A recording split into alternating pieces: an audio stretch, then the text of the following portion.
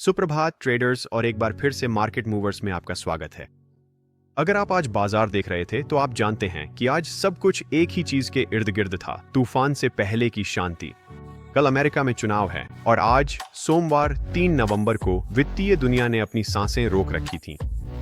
हमने देखा कि बाजार स्थिर थे, बेताबी से दिशा तलाश रहे थे। लेकिन जब सबकी नजरें चुनावी पोल्स पर हैं, असली कहानी शायद पर्दे के पीछे हो रही घटनाओं की है।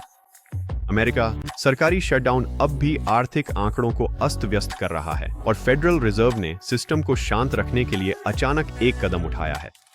हम उस फेड के हस्तक्षेप को समझेंगे, जानेंगे कि माइक्रोसॉफ्ट $4 ट्रिलियन तक कैसे पहुंचा और हांगकांग से आई बड़ी क्रिप्टो खबरों पर भी चर्चा करेंगे। तो चलिए शुरू करते हैं। सबसे पहले ग्लोबल क्लोज का एक स्नैपशॉट। जैसा कि उम्मीद थी, ये पूरी तरह सतर्कता का दिन था। अमेरिका में बाजार चुनाव पूर्व चिंता के कारण सीमित रूप से मिले जुले बंद हुए, क्योंकि निवेशकों का आत्मविश्वास किनारे पर ही रहा। S&P 500 मुश्किल से ही हरे निशान में बंद हुआ, लगभग 0.1% ऊपर रहा और करीब 6,890 पर बंद हुआ। नैस्डैक कंपोजिट ने भी मामूली बढ़त दर्ज की, 0.3% ऊपर रहा और 24,021 पर बंद हुआ, जिसमें कुछ बड़ी टेक कंपनियों का मुख्य योगदान रहा। और डाउ जोन्स सबसे पीछे रहा, लगभग सपाट रहा, कुछ ही अंक गिरकर 47,580 पर बंद हुआ। अटलांटिक के पार यूरोप भी इसी तरह शांत रहा। लंदन का FTSE 101% ऊपर रहा। जर्मनी का डैक्स थोड़ी बेहतर बढ़त के साथ 0.4% ऊपर रहा। लेकिन कुल मिलाकर कारोबार हल्का रहा, क्योंकि निवेशक यह देखने का इंतजार कर रहे हैं कि अमेरिका क्या करता है, निर्णय लेता है। और एशिया में हमारे पास मिला जुला सत्र रहा। जापान में बाजार कल्चर डे की छुट्टी के कारण बंद थे, इसलिए निक्केई में कारोबार नहीं हुआ। लेकिन हांगकांग का हैंग सेंग थोड़ा ऊपर चढ़ा, कुछ बड़ी स्थानीय खबरों के चलते लगभग 0.5% ऊपर बंद हुआ। और इस पर मैं क्रिप्टो कॉर्नर में और जानकारी दूंगा। यहां से मुख्य बात सीधी है, यह विश्वास से भरा बाजार नहीं है। यह एक ऐसा बाजार है जो रुका हुआ है, किसी उत्प्रेरक का इंतजार कर रहा है। अब हमारे मैक्रो डीप डाइव के लिए आज की 2 बड़ी खबरें ये नहीं हैं कि बाजार ने क्या किया, बल्कि ये हैं कि उसने कुछ क्यों नहीं किया। पहली खबर, सरकारी शटडाउन, डेटा ब्लैकआउट। हम अब इस चल रहे अमेरिकी सरकारी शटडाउन में गहराई तक जा चुके हैं और इसके प्रभाव अब सच में महसूस होने लगे हैं।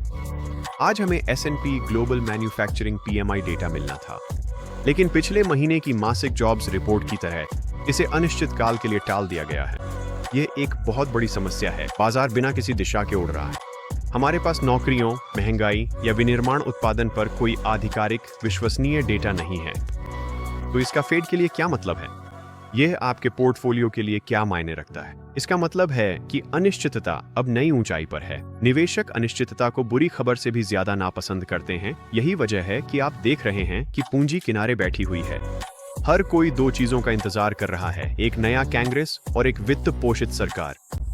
दूसरी कहानी, चुनाव पूर्व जड़ता। ये तो सबसे स्पष्ट है। चूंकि मतदाता कल मतदान करने जा रहे हैं, कोई भी बड़ा फंड किसी भी दिशा में बड़ा दाम नहीं लगाएगा। वे किसका इंतजार कर रहे हैं? कांग्रेस पर नियंत्रण। बाजार आमतौर पर एक विभाजित सरकार का मूल्यांकन कर रहा है, जिसका ऐतिहासिक रूप से मतलब है गतिरोध, और बाजार अक्सर गतिरोध को पसंद करते हैं, क्योंकि इसका मतलब है कि कोई बड़ा अचानक नीति परिवर्तन नहीं होगा। हालांकि किसी भी पार्टी की अप्रत्याशित जीत कल रात कुछ खास क्षेत्रों में झटके भेज सकती है। अगर डेमोक्रेट्स की पूरी जीत होती है तो यह हरित ऊर्जा को बढ़ावा दे सकती है और फार्मा पर दबाव डाल सकती है, जबकि रिपब्लिकन की जीत पारंपरिक ऊर्जा और वित्तीय क्षेत्रों के लिए अनुकूल हो सकती है। आज की स्थिरता वाली गतिविधि बाजार के उस स्प्रिंग को कस रही थी और यह अगले 48 घंटों में किसी न किसी दिशा में उछलने के लिए तैयार है। तो जब बाजार तनाव में है, तब किसने हस्तक्षेप किया? Federal reserve. एक ऐसे कदम में जिसने कुछ ट्रेडर्स को चौंका दिया। न्यूयॉर्क फेड ने आज सुबह $29.4 अरब का रेपो ऑपरेशन किया। साधारण भाषा में इसका क्या मतलब है? इसका मतलब है कि फेड ने देखा कि शॉर्ट टर्म फंडिंग मार्केट्स में तनाव बढ़ रहा है, जो वित्तीय प्रणाली की बुनियाद है, और उन्होंने हस्तक्षेप कर तरलता डाली, मूल रूप से यह सुनिश्चित करने के लिए कि बैंकों के पास जितनी नकदी चाहिए वह उपलब्ध हो। अभी क्यों? क्योंकि वही अनिश्चितता का मिश्रण जिसका मैंने अभी जिक्र किया था, चुनाव, शटडाउन और डेटा ब्लैकआउट। फेड बाजार को संकेत दे रहा है कि हम यहां हैं, हम देख रहे हैं और हम सिस्टम को जाम नहीं होने देंगे। यह एक शांतिपूर्ण रोकथाम के लिए उठाया गया कदम था। इस बीच वैश्विक मंच पर सभी की नजरें राष्ट्रपति ट्रंप और राष्ट्रपति शी के बीच होने वाली आगामी G2 बैठक पर टिकी हैं। खबरें आ रही हैं कि दोनों नेता आखिरकार एक नए व्यापार ढांचे पर प्रगति कर रहे हैं। ये बहुराष्ट्रीय शेयरों और कमोडिटी बाजारों को थोड़ी सकारात्मक दिशा दे रहा है।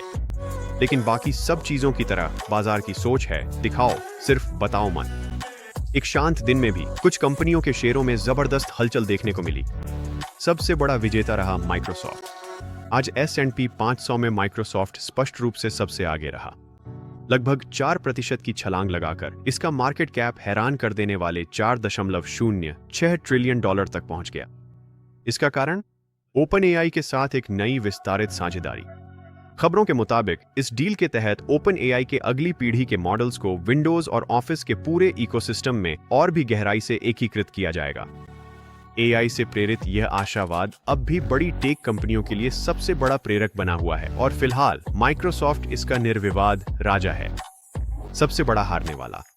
दूसरी ओर कॉस्मोस एनर्जी के शेयरों में जबरदस्त गिरावट आई, जो आज 8% से ज्यादा टूट गए। यह सीधे तौर पर उनकी तीसरी तिमाही की कमाई का नतीजा था, जिसकी रिपोर्ट उन्होंने आज सुबह दी। कंपनी ने $124 मिलियन का शुद्ध घाटा दर्ज किया, जो विश्लेषकों की उम्मीद से कहीं ज्यादा था, और इसका कारण अनुमान से कम उत्पादन मात्रा बताया गया। ये एक कड़वा सच है कि ऊर्जा क्षेत्र में संचालन की दक्षता ही सब कुछ है। ठीक है, अब डिजिटल दुनिया की ओर नजर डालते हैं। बिटकॉइन फिलहाल स्थिर कारोबार कर रहा है और लगभग $1,07,200 के आसपास मजबूत बना हुआ है। इथेरियम भी शांत है और उस महत्वपूर्ण $3,715 के स्तर के आसपास मंडरा रहा है। लेकिन असली कहानी कीमतों की हलचल नहीं है। असल खबर और आज हैंग सून के ऊपर जाने की वजह हांगकांग से आई थी।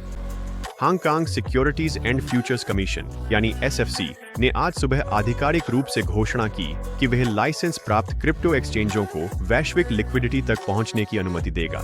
लिक्विडिटी पूल्स और साझा ऑर्डर बुक्स, ये एक गेम चेंजर है। अब तक हांगकांग का क्रिप्टो सिस्टम काफी अलग थलग था। यह कदम संकेत देता है कि हांगकांग न केवल व्यापार के लिए खुला है, बल्कि वह पूरे एशिया के क्रिप्टो व्यापार का केंद्रीय केंद्र बनना चाहता है। इसका मतलब है अधिक लिक्विडिटी, बेहतर प्राइस डिस्कवरी और एक प्रमुख वैश्विक वित्तीय केंद्र से जबरदस्त बुलिश रेगुलेटरी ग्रीन लाइट। ये एक ऐसा मामला है जिस पर नजर रखनी चाहिए। आगे देखते हुए मंगलवार 4 नवंबर को अमेरिका में चुनाव दिवस के नतीजे बाजार का मुख्य फोकस होंगे। जैसे जैसे एग्जिट पोल सामने आएंगे, अस्थिरता बढ़ने की उम्मीद करें। आर्थिक आंकड़े और कमाई फिलहाल पीछे रह जाएंगे। आज के शांत सत्र से आपकी सबसे बड़ी सीख क्या रही और चुनाव परिणामों पर बाजार किस तरह प्रतिक्रिया देगा, इस बारे में आपकी सबसे साहसिक भविष्यवाणी क्या है, नीचे कमेंट्स में मुझे जरूर बताएं। और हमेशा की तरह अगर आपको इस वीडियो से कुछ फायदा हुआ हो तो लाइक और सब्सक्राइब बटन जरूर दबाएं, ताकि आप कोई भी अपडेट मिस न करें। मैं आपको यहीं पर बिल्कुल समय पर फिर मिलूंगा, ताकि चुनाव के सभी नतीजों का विश्लेषण कर सकूं।